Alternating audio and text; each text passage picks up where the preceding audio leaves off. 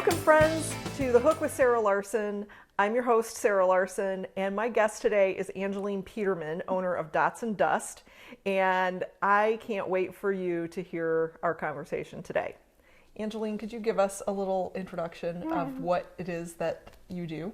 I'm honored. So I am Angeline Peterman.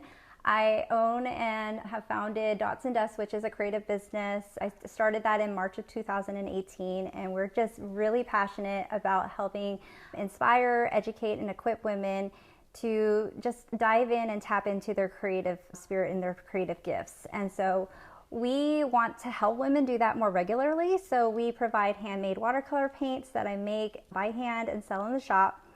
And we also, which I'm really passionate about, is teaching. So we have art workshops that are in person, online, on watercolor and modern calligraphy. That's coming in March. So I'm really, really excited for that. But we love being able to help women either reawaken a creative gift that maybe they just abandoned when they were younger, or just to maybe discover it. Because I'm a very firm believer that everybody's creative and they're able to do it. So. Well, it's interesting that you said that everybody is creative, because a couple of years ago I probably would have disagreed, at least when it came to myself. Right. And I took a floral arranging class. Yes, thank you for finding those words for me.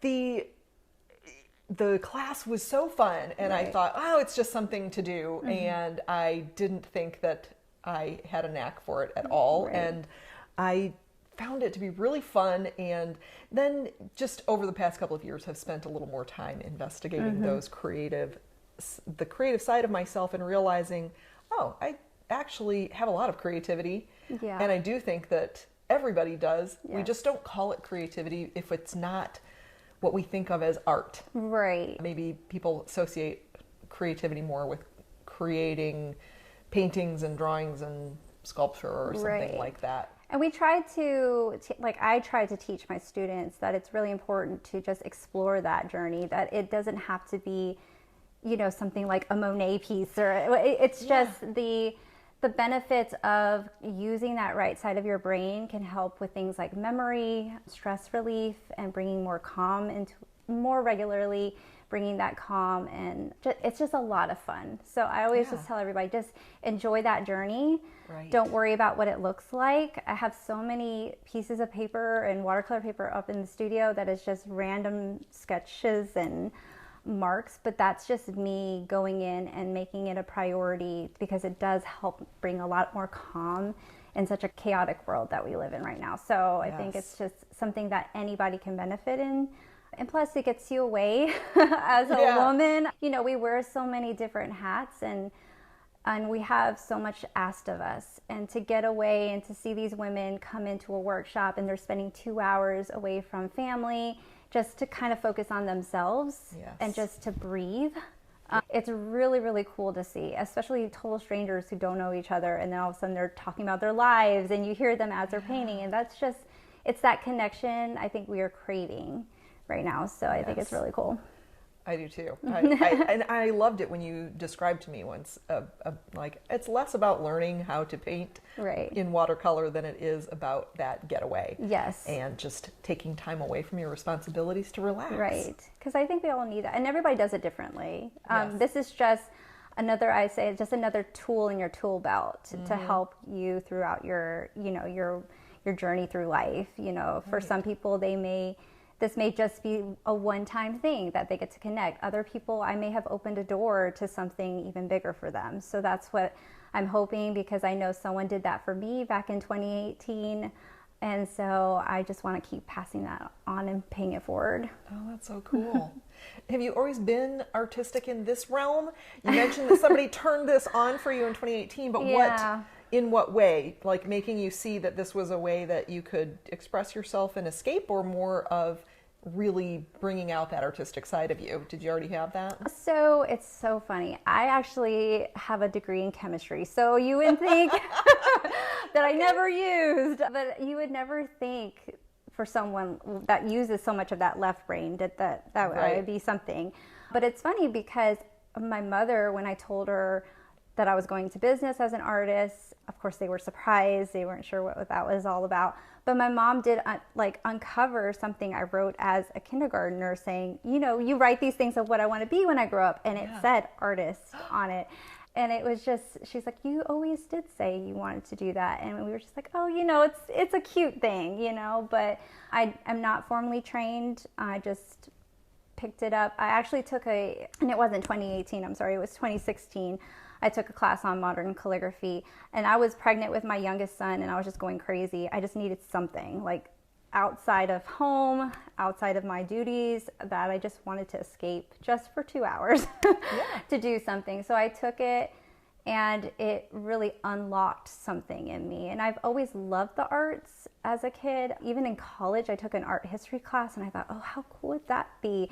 But it's something that I think society has what you should be doing, or you see what careers are successful and get that easy money or that big money, and you kind of sometimes push the things that bring you joy and passion aside because of that. And so that was my case. I mean, it wasn't until later in life that door opened that I could do it, and I'm very grateful and blessed that I can do it with what the situation I am in now. So no, I never formally took a class. I'm all self-taught, and I mean, I enjoy it. I really love it. So yeah, awesome. It's just funny how life turns out for you. As a kindergartner, you wanted to be an artist, and here you are. Yeah. It's so silly. Yeah, but I love it. I love doing it.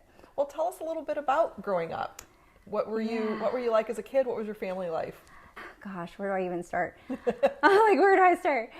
So my parents my parents are both Filipino. They came from the Philippines at a very young age here to the U.S.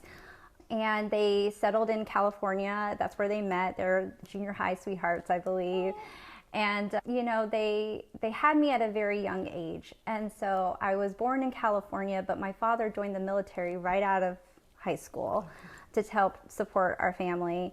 And so he did the Army thing for 21 years. So, people always have that question, where are you from? And I'm like, it's kind of tricky, right. Because many places. Right. I grew up, I was born in California, and most of my family lives there, but that's not where I am. I moved out of there when I was 2. Yeah. So I always say I was born in California, grew up in the South, because there was a lot of states my father was stationed in that were in the South.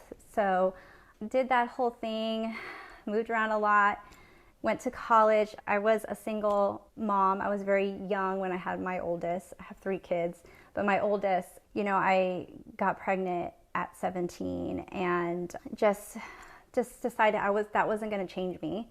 I was very adamant that I was going to still be successful in my eyes as much as I could. And so finished high school, went into college, graduated, got my degree in chemistry. From there, I thought, okay, I'm going to be this chemist. I'm going to work for NASA. And then, because I had that thought, okay, well, I've got to provide for my child, right? And this is what success looks like. This is what success looks like. And so then God sent me my husband who was military. And I was like, oh no, this is not what I'm not doing this again. I love the moving around. I do. Yeah. But I didn't know if that was what I wanted for my kids. And I didn't know how they would react to that. But he was great. We got married, and I'm still moving around. But I think that it's a blessing, because I've got to meet so many different people with so many points of views, and just being open to that has taught me so much. Right. And having my son at a very young age taught me how to be resilient, and how your situations don't always have to make you don't have to fall into whatever those stereotypes might be. And for me, I was like, well, I'm still a hard worker, I'm still a great student, that's not going to change me, I'm still going to go and get my degree. I was just very persistent about that, and I've always kind of been that way. If I have my eyes set on something, it's really hard for you to tell me otherwise. So Right. Yeah. So going back to your pregnancy at 17, how did your parents respond to that? My first husband was Filipino, so I have a little bit of an idea of what that family can be like, and sort of what the expectation can be like. How did they respond? So it was kind of, it was devastating. And it was devastating for me too, because growing up in a very traditional Asian household, it's all how it looks on the outside. Yes. And you really want to do well for more of the family than even yourself. Like, you just want to do the things to make everybody proud. And that's a lot of pressure, honestly, for a kid. And so when that happened, it was really hard, but I'm very grateful. My mother and my father both let me stay, and they were able to help, and my mom was like, you just keep doing the things and we'll help you in as far as, like medical and things like that. Yeah. And I'm very grateful for that. Like I said, there are things I know that I had help from other people. I didn't do anything all by myself, which I'm grateful for. But it also, like, your mindset is, I'm going to make sure that because these people are doing these things for me, that nothing's changed. I'm still the same person. So there have been like proud moments of obviously having my first one, his birth. But even after that, me just being on the stage, graduating with honors in high school, and people, my mother still says, I remember that a girl sitting behind me saying, wasn't she pregnant? Like, she was like, yeah, she was, and she still did it. And so, and so I am grateful for that, but it is hard. It really is very difficult to live up to someone else's standards. And I've learned that over time, it's more important to really stick to what makes you you, and just to pursue that. And so at the time, that was me, though. And I think about it, I'm like, I love chemistry. It's probably why I like making paint too, because that makes sense. It's a little bit of both sides of my brain. And I think it's just an interesting way of how it's kind of evolved until now. My family, they're great, but it was rough at the beginning. And I think it wasn't until I had to prove to not only myself and to them that nothing was going to change, that I still have goals and dreams, and that wasn't going to change. And I want to make sure that I set the best example for my oldest as well. Yeah. And how old is he? So he's going to be 21 at the end of this month. Oh my goodness. I didn't mean to age you there. What I was thinking is, Angeline got pregnant when she was 5. Because you do look so young. And I remember the first time you told me you had a son that old, I was just flabbergasted. Yeah, because everybody's like, well, how old did you have? Yeah, that's usually what they say to me. Yeah. Like I said, he's 21. Then we have our daughter who's 13, and then our youngest who is 6. So I always tell my husband, like, they're spaced out a lot, like 7 years each apart. So I'm like, we've got to, this is it. This is the end. But, it's interesting to have 3 kids in 3 different stages of life, and to see how I raised the oldest is so different than how, like, what my youngest is growing up in. The kind of society and the world that he is growing up in is completely different. And so you have to pivot, just like anything else. You have to pivot. So it's all a learning experience. Yes, it is. So did you do anything with the chemistry degree after college? No. Okay. Just checking on that. No. But that's okay. No. You married in military, and was that right out of college, or was there some time in between? Right after college, I had just graduated, and I met Mark a month after. Okay. And so we got married very short. I think we had like a year of dating, and then we got married. I wanted to do the whole chemistry thing, but it's hard because with a military lifestyle, we move every 2 to 3 years, depending on what he's doing.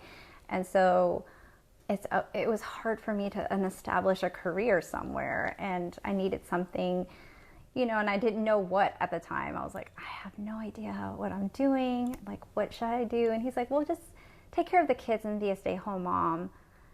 And that's great. Like, it's wonderful. But at the time, I didn't know what to do with myself. I was a stay-at-home mom. I'm like, okay, so all I do is take care of the kids. Like, I always need something for myself away from everything else that everybody's expecting of me. And so I was like, okay, well, I started blogging. It's so funny. I started blogging when we were stationed in Fort Huachuca in Arizona, and I just loved the idea of writing. So I did that for a little bit. I've bounced around with a few things, but this is definitely where I want to stay. It's been great. So.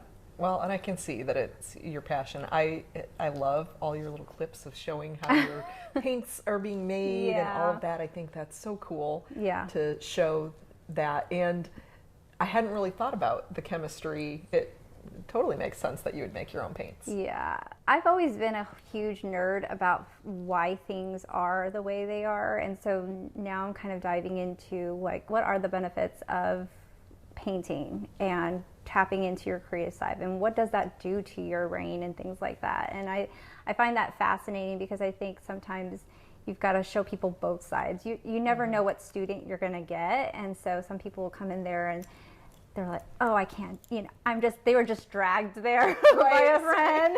She's like, I can't draw a stick figure. And I'm like, I just want you to just enjoy it with me. Just enjoy this time that you're not asked to do anything but this one thing for yourself. And so, it's really hard because in the age of social media, we have a tendency to compare, right? Mm-hmm. And that's always the number one rule is you can't compare your work. I don't ever want to hear, yours looks better than mine and what I always tell my students is if Monet and Van Gogh were the same, how boring would that be? The styles are different for reasons. I don't want your work to look like mine because it's not going to. We're two different people, so. Right. Going back to that, not identifying as a creative person or not identifying as a creative person, identity and identity shifts is something that I really enjoy talking about. Yeah. I know that I mentioned disruption. That's another word I love. Yeah. The concept of these things happen in our lives that change us, right? And how we view ourselves. I've also seen where the disruptions that we can create in another person's life and how it affects them. When you had your son, your first son, and were looking at, okay, I'm not going to let this change, the identity that I am. I am this person, and here's what success looks like, and these are the steps that I'm going to take to become successful. How did that change when you got married and Mark said, okay, you can be a stay-at-home mom. Right. I think for many women that would be, oh, that's ideal. I want to stay home with my kids. Right. What were you thinking in that process of changing, shifting your identity from I'm going to do something outside the home to now I'm going to be a stay-at-home mom? At first I felt very boxed in, which is really hard. It was like, oh, now I don't have, I almost felt like I didn't have a choice. Like, this is what I'm going to be doing. But I feel like as time was going on and I had this outlet of blogging, then it felt like it was more freeing in that, okay, I'm still the same person. There's a different outlet. Like, my dreams have changed. They continually, my husband's a planner. He likes to plan out years out, and I'm not that way. Like, I can only think, maybe it's the military kid in me. I'm like, why would I plan out in 10 years? Because I don't know where I'm going to live in 10 years. I feel like I'm constantly changing, and to be okay with that, because I think some people, they feel like, okay, it's all over because I'm not doing what I had initially wanted to do, or I'm a failure because I'm not initially doing what I had planned to do. You're not a failure. You just need to pivot and change it up a little, and it's okay to do that. It's okay. And if it did fail, what did you learn from it and move from that? And so for me, it felt at first very conflicting, but then when I looked at it in a different way, which has kind of been always my thing, is perspective. When I looked at it in a different perspective as, okay, you may not change the world with other people in this grand, ideal job, but you can still change and make a difference at home, right? And so I'm a mom, but to show my kids that I can pivot and to show them that, just because this was where I started doesn't mean that that's where my end result needs to be. has been a great thing for me to think about, because I think sometimes as a stay-at-home mom, you feel like, what am I changing? Am I changing the world in this house when I'm doing dishes? Right. Dishes, laundry, never-ending laundry. Right. I think that if you see that as a superpower, that you are actually affecting the people around you, even if, because we always want to do big things outside of Williamsburg, right? You want to change the world, but you have to start somewhere small steps. Start with yourself, and then your family, and then your neighborhood, and start looking at that. And that's been something I've had to teach myself, that Angeline is still Angeline. She's still a hard worker, a big dreamer, but they can shift. And now like I said, now I've made it where I can look at my goals and really see that I can still make a huge difference, because I think that's part of my personality, is like, I want to leave a lasting impact or a legacy, whether it's the community, my family, or the world. I would love to do the world, but you never know. Well, there's nothing that says you haven't changed the world, honestly. Right. Angeline. If you look at it in terms of the ripple effect, right? Like you were saying, you start small, you start with yourself, and then you move to your family, and you go out into the community. There is a ripple effect. So you are changing the world by raising your children in a certain way to be a certain type of individual, right? And look at the world a certain way. And I absolutely, there's nothing that says that your kids won't, do something more grand. But even if it isn't, even if we are not doing something grand, it doesn't mean that we aren't changing the world around us. I definitely agree with that, because I think that even if I never, and that's where I think I've come to terms with it, is even if I never see it, if I never actually live long enough to see what I've done in the past, that's okay. Can I just, one step at a time, one day at a time.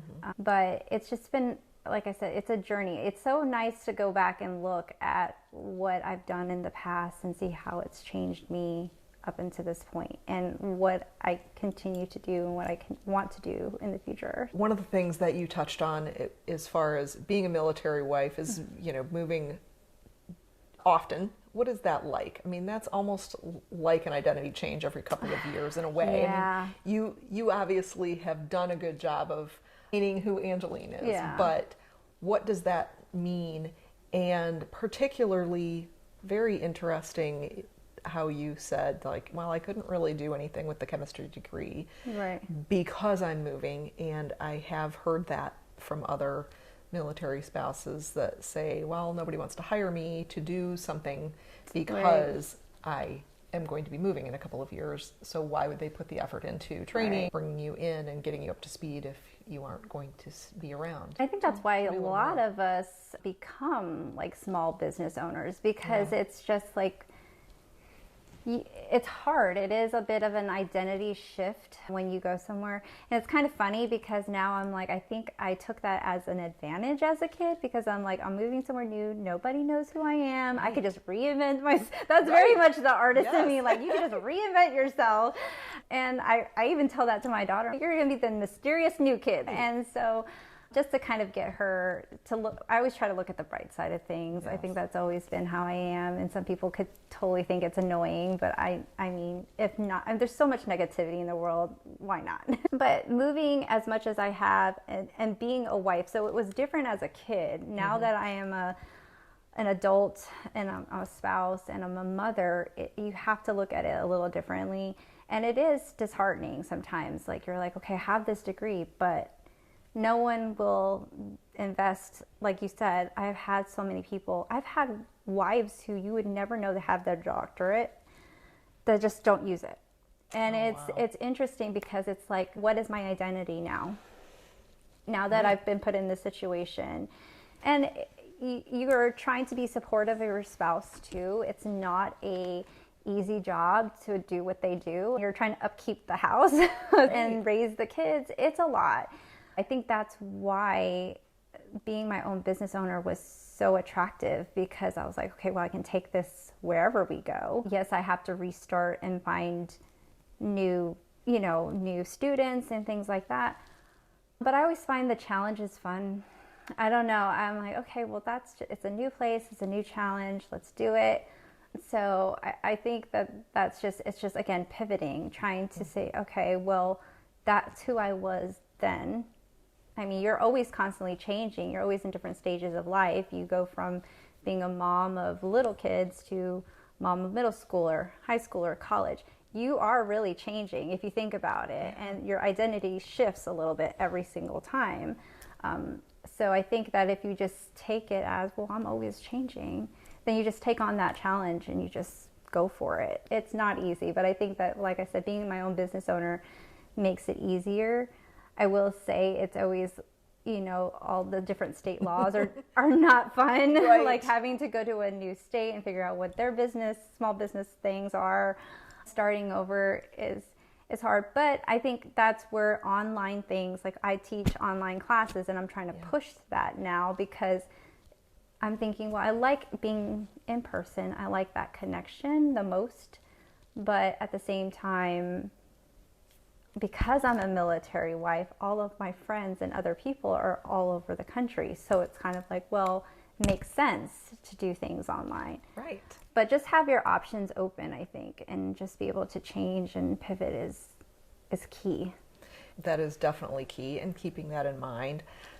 What advice would you give to anybody, not necessarily a military spouse, but what advice do you give to somebody who's moving to a new location to integrate to the new community, or particularly if you, let's say, already have a business, what are the things that you would do to get yourself out there and meet new people, make yourself known in a new community? Before you get to your next destination, it really helps, like, whoever's your significant other, everybody be on board and be excited, like to build that excitement up, see what you could do in that area.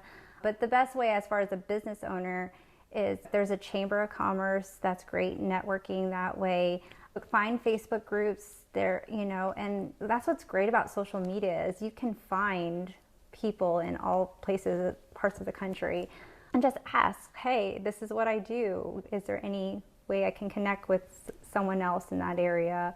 Being open to new opportunities. It's very scary, and people think that I'm an introvert, so like normally I do not want to do that kind of thing.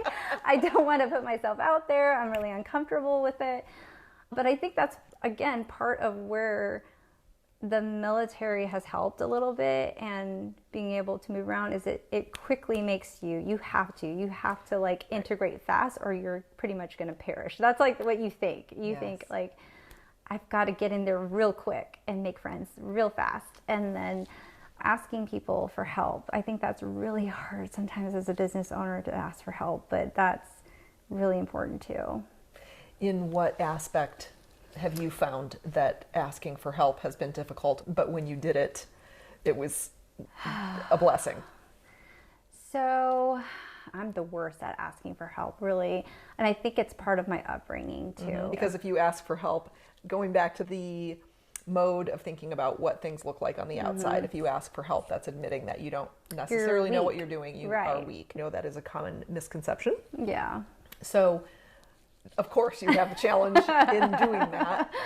Do you have any examples of a time when you put yourself out there, ask for help, and it really changed your perspective on that? I think it was when I first was part of a mastermind group with other business women, and we had to say the things that went well and then something that didn't go so well, and then like try to ask for help with that. For me, it was really hard, and I don't think they realized how hard it was to say my challenges. It's gotten a lot easier now, but when I was asking for, like, I need venue, I need help finding a place, if you guys can help me out with that.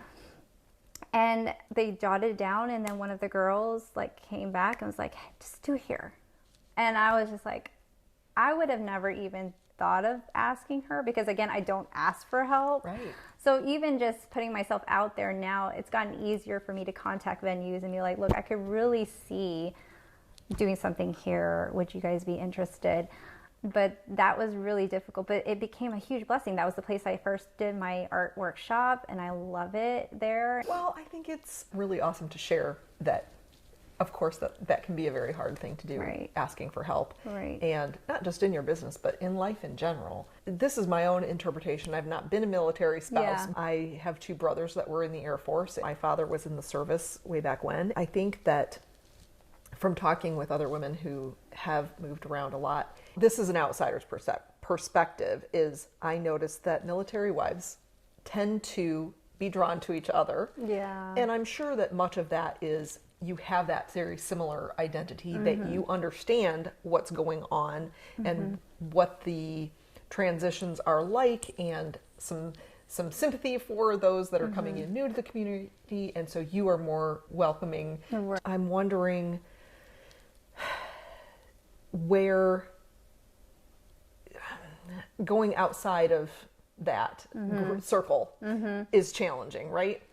It's funny because yes and no. Maybe in the earlier part of my husband's career, Sure. At the very, very early part of it. My father was enlisted, and so we did everything on post. So we were surrounded by military families all the time. My husband's officer, we make a little bit more money so we can live off post. And so that was different because it was like, he's in the Army, but when it comes to social things, not so much, and he switched over to something, where his job is a little different.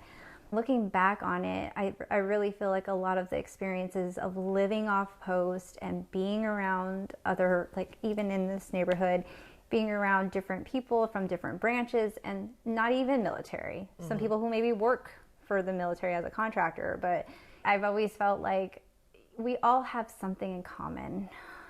I'm just always looking for people who just want to have fun with life and who like a good challenge and love a deep conversation. Like, I'm not the kind of person who's like, let's talk about the weather. Like, I want to talk about everything about your childhood, and and they're like, okay.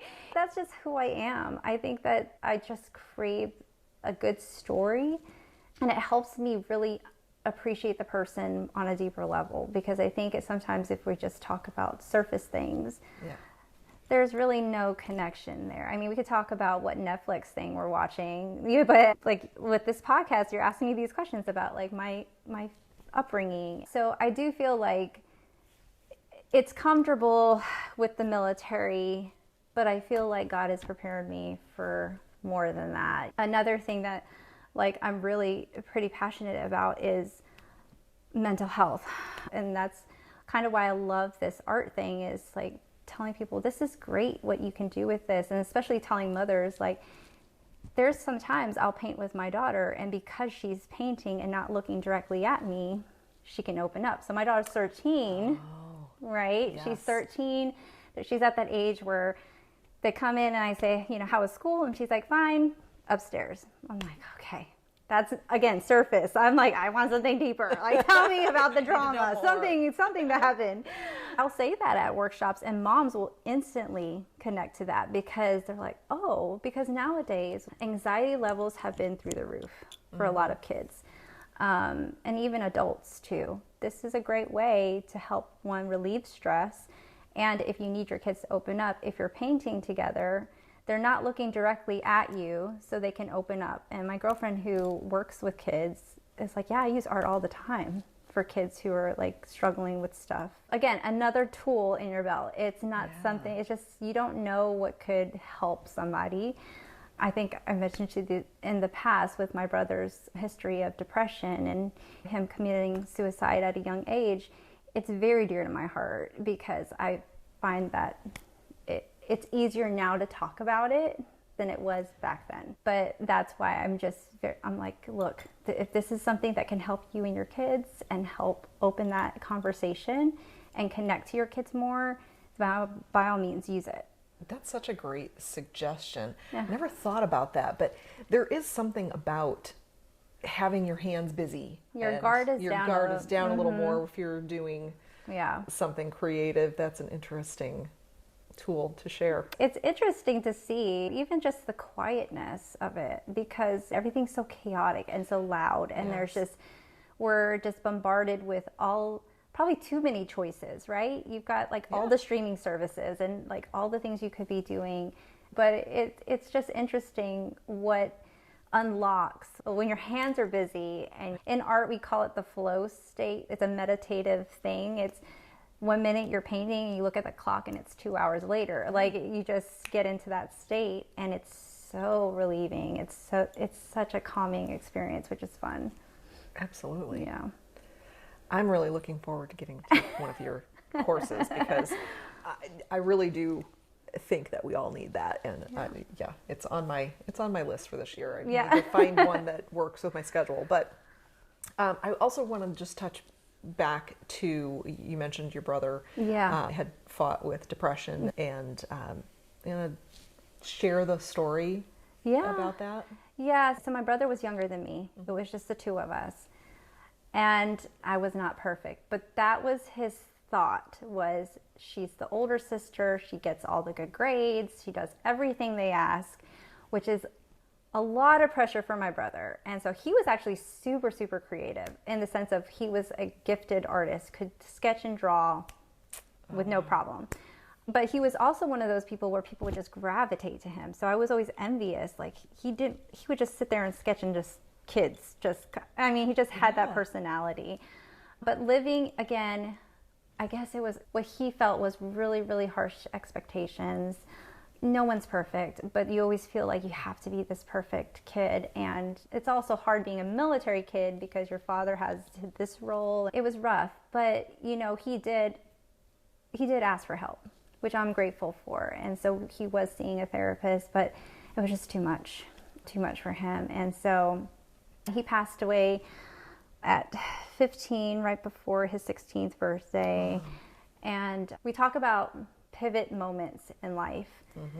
And my pregnancy, but I felt like I was still Angeline along that. When that happened, it was a complete, like, okay, I'm completely done doing what other people want me to do in my life. That burden on him was so heavy, and so much. I was like, if I'm gonna learn anything from this is what it's gonna be. And which I wish he was here, but I wouldn't have it any other way. It's hard, because with depression, they are suffering. I always tell people, you don't know what someone's going through unless you've been in that situation. So I hate to put judgment on anybody, whatever choices they make in life, unless I've been through that myself. And so for us to have a suicide in an Asian family is it's hard. It's different. Sure. Yeah, it's very difficult. It's difficult for any family. Yes. But it was kind of like outing your dirty laundry, right?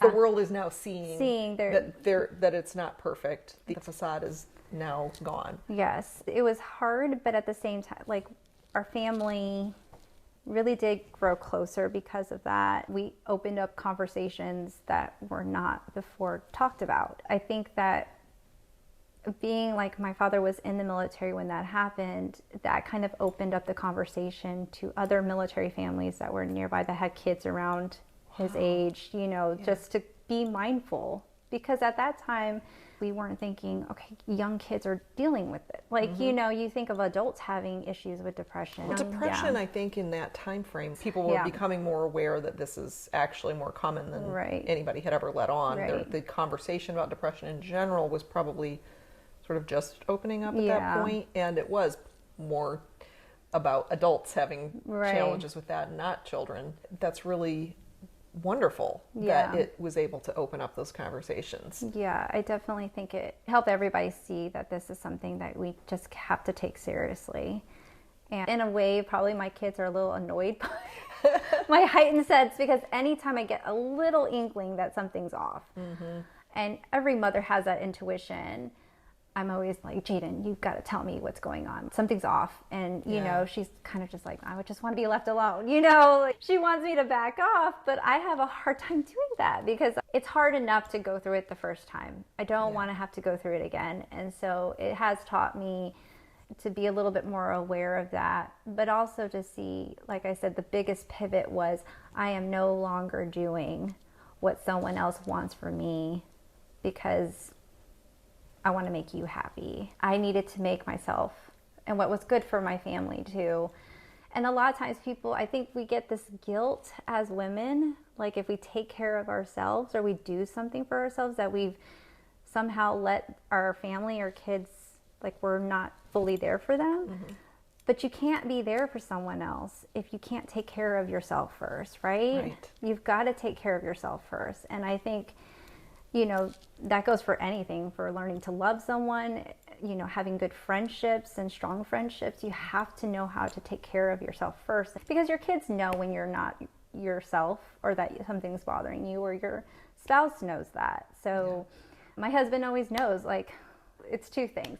When was the last time you read your Bible, and when was the last time you've been painting? Those are two in the same. Like, I do both of those together, but I was like, he can always tell when I'm off, when my patience is short, and he's like, just go up there, go to the studio, you just go up in there and get a little bit of time.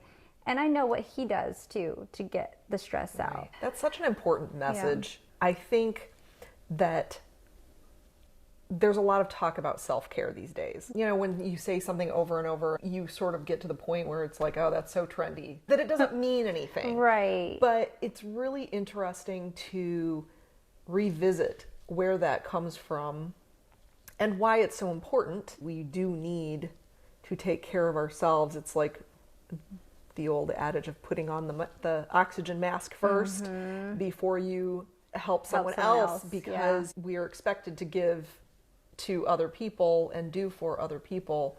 That has been ingrained, and particularly as women, and not to only say that women have the expectations, because certainly men have their own expectations, but we really do have to fill our own cup first before we can share with others and support. And I like that you mentioned that same thing with men too, where they have their own set of expectations, what society expects from them. Which is not, I mean, I can only imagine. Like, I'm glad that I can cry whenever I feel like it, right? And just let that, because that, again, is an emotional stress release.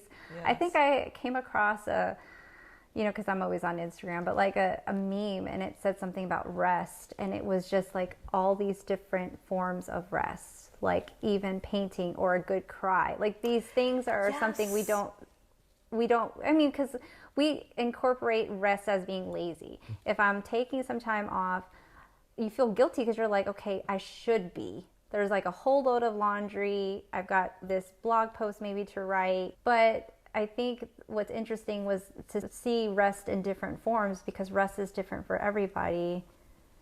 I was like, well, that's interesting. I like that, because I think people need to see that rest doesn't have to look like my rest. Right. For me, it's going up and painting. Right. And painting something for me, not for anybody else. Like something which I think is interesting too, because as an artist, we feel like we have to create something and share it. Like, everyone should see it. But I've gotten really excited about painting stuff and not sharing it, like just putting it aside. And not taking a picture of it, and not editing that picture. Like, you know, just not putting myself through the hamster wheel. I see what you're putting out there on social media, and you're so great at it, and I love seeing all your work, but I'm thrilled to know that you keep some things to yourself. When I started doing the business, I was doing something called Bible journaling, which was creating art in my Bible, or just journaling in general. So and I would share that all the time. And I felt like it was taking away from my experience. Right. Because I was just creating for someone else. Again, I was doing something for someone else. I was not doing it for myself. And, you know, when you're journaling or you're meditating, or in my case, I was Bible journaling, that is a very intimate time. It's very personal. And I was like, this doesn't feel right that I'm sharing this, because that defeats the whole purpose of what this should really be. Well, either you're sharing something extremely personal, or you're editing yourself, which means you're not getting as much out of the experience probably as you could have if you weren't thinking about, oh, what will someone think if they read this, or I don't want to share the most personal parts of my journaling with the world. Definitely, I've learned that things just do better when they're organic and they're just more authentic and real, because as a business owner, you do things because this is, you've been told, well, you've got to do this many posts, or you've got to put, you've got to keep putting out content. And I'm like, this is just, it's a lot, right. So I just find it, if I'm not feeling it, then it probably won't happen. And that's okay. I'm grateful that the community of people I do have, and that I do get to have on both social media and with our Dots and Dust customers, just they come for me, and I like that. I like the fact that they're just kind of like other little friends. Like, we had a lady come down from Pennsylvania to one of my workshops, and she has been a follower for a while, and that was the sweetest thing in the world, because I was like, I get to hug you in real life.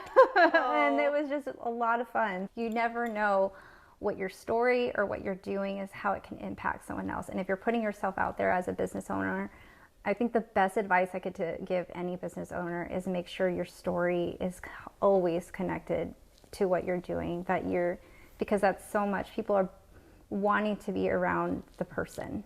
It's not always the product you're selling. It's definitely, where is the story and the heart behind everything you're doing. Speaking right into my soul right now. That is a message that I really try to impart to my coaching clients, that it doesn't matter how many other people are out there doing what you do. You are the difference. You are the magic difference. Right. Because we are not meant for everyone, but the people we are meant for need us. Right. So I've been a firm believer in that. So story has always been so much a part of what I do. Even with the paint making, all of our little paint sets have a story behind them. They're all named after something. One of them, it's called Elementary, My Dear, and it's like all of the different like primary colors, like colors you would use in kindergarten. But it's called that because I've moved to so many different schools in my life, and I used to get really, really excited about new school supplies because new school, new supplies, that was kind of my thing. So each of the sets have a name and they have a story. It's a family-owned business, so my husband he helps out a lot. But it's so funny when he's like, you should have a set like for Halloween or something.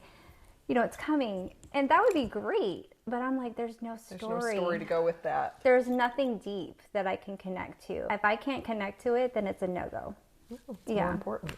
So, because that's what I feel passionate about. Because again, if you're passionate about it, you're passionate about the story, then it's easy to quote unquote market. It doesn't feel like marketing. You're just sharing it, right? So I think that's like the biggest thing and what I love about it. Thank you so much, Angeline.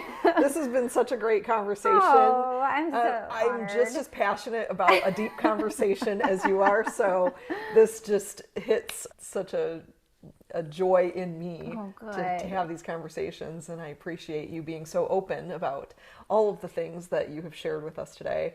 Thank you so much. Thanks so much for having me. This has been so fun and such an honor. So thank you.